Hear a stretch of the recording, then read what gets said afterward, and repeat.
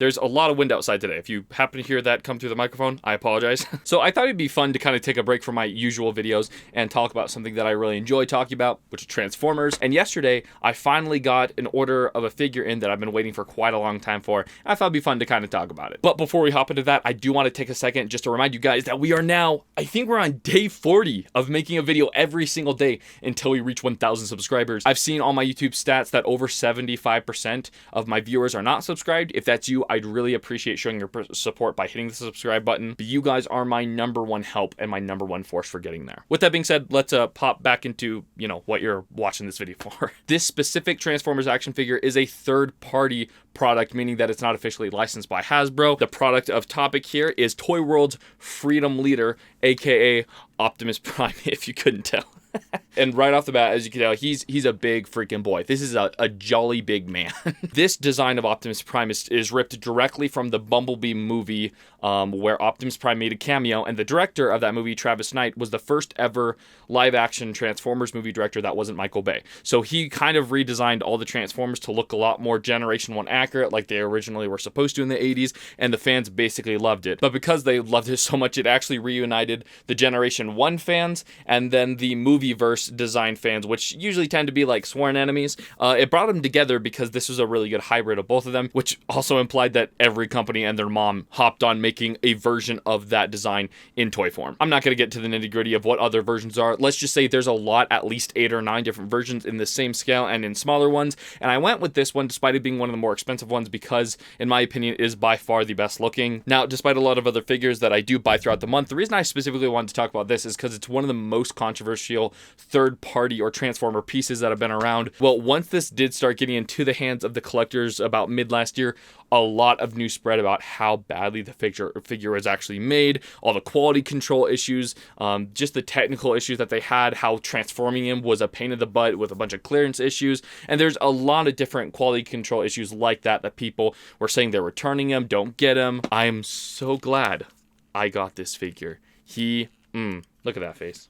Look at it. Here he is, just as a quick side-by-side with movie masterpiece Megatron. So he comes in at about the same height, if you'll notice. The difference is he's actually pretty significantly heavier. He's also got a lot more impressive detailing and paintwork. In general, obviously just a way better figure. I do have to say that a lot of my compliments fall short for this figure when it comes to the actual transformation.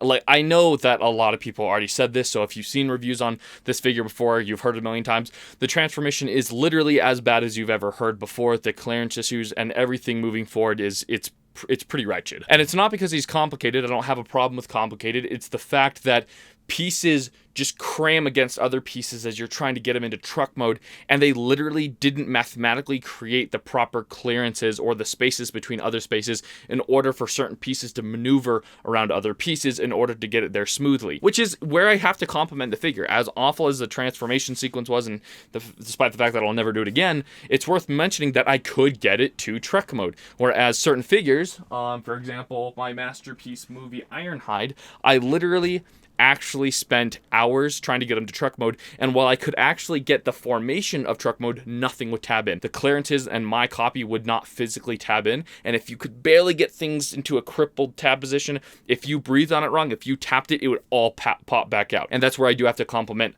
Freedom Leader Optimus Prime, is the fact that it was a pain to get him into truck mode, but when he got there, he stayed there. He was tabbed in pretty securely. Let's actually talk about the weathering and painting, because this is one of the most impressive painted pieces that I have in my collection. The only thing to rival with it so far is my third-party Devil Savior Troublemaker, aka Masterpiece Devastator. I'm a little bit annoyed by his scale, if I'm being frank with you. If you look at some of my shots of this figure, you'll notice how absolutely huge it is, and while that's pretty fun and it's fun to mess around with, it does not scale with anything of mine, even the Masterpiece line. For example, if we put him up next against Starscream, which I reviewed in a past video right here, you'll see that he actually towers over him, okay? And in the movieverse, Optimus Prime is several heads shorter than Starscream, and you can see just how inaccurate that turned out to be. But because of some of the accessories, which we're going to talk about, he actually stands alone as his own little display piece, so I don't really mind. Speaking of accessories, this guy has a ton,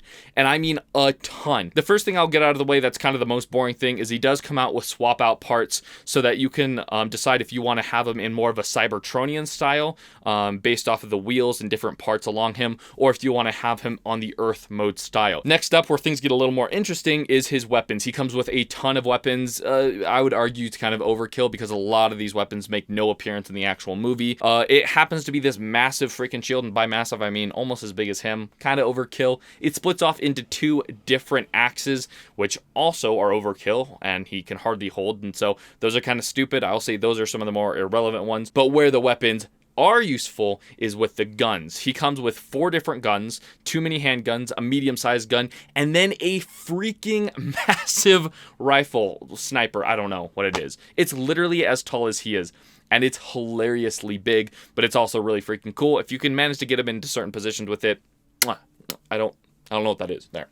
But where would I display him? How about in the included base stand that only comes with the deluxe edition? This is a wonderful piece that really brings the whole package together and made it worth it. Comes with a little remote, funny enough, where you can like have it turn off and on lights, and then you can also turn on some Peter Cole and voice command things. Now, speaking of having display value and having a major appearance effect, one of my favorite features on this toy, unexpectedly actually, is the light up eyes. If you press the mask just once, it'll turn the eyes on, and it's controlled by these 2 little like LR something something batteries in the back of his head, and it looks super freaking cool when those bad boys are lit up. Between that and then the other parts, like how the gun can actually light up, it's pretty cool. And if you want to talk about innovation, I do have to mention, as crazy as it is, that these little guns that light up, they don't actually take little batteries, which is hilarious. It actually charges via some sort of old USB. I mean, it's not USB-C. It's like the old Samsung plug one. I don't know what it's called. And so all the guns, this little cap that pops off the back, you can plug it in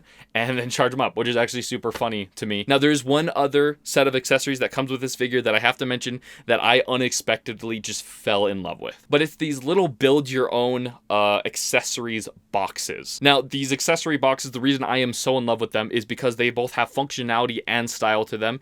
And so most of the time when it comes to figures having a ton of accessories, I get a little bit annoyed because the ones that are not useful, like the shield and the axes that come with him, I just throw into an accessories pile, and in 5 years I forget who it goes to, and they just sit there for no reason. Now, they were smart enough to know that with all these accessories, we'd probably want somewhere to put them, so there's these little boxes where you can store all the accessories, which is really cool because it's not just a boring container. This thing is beautiful looking. Like, it's hard to present over camera, but the dry brush painting on this is gorgeous. It looks like an actual metallic box. As a matter of fact, it's one of the few storage pieces that looks so good that they'll probably be a part of the display with the figure. I think this is a pretty awesome option. My only complaint about it is that it ironically doesn't really store the thing I want it to store the most that I'll never use, which is the axe. Oh, and last thing that I gotta tell you is the posability of this figure is freaking awesome. It's really impressive, and any pose you strike this guy in freaking just dominates. It looks there's no way that people will come into this apartment, look at this piece and not be impressed whether or not you're into Transformers. And I gotta hand it to them. It looks beautiful. Whether or not the functionality is great, he can get to his alt mode, and he looks pretty good in that alt mode. That's my thoughts. I'm not gonna lie, this video turned out to be longer than I thought. I get carried away when I start talking about things I like. So I hope you guys enjoy this. If you're not into Transformers, hopefully you stuck through it and you enjoyed watching my thoughts on an adult man playing with action figures. Other than that, I'll see you guys tomorrow. Later, guys.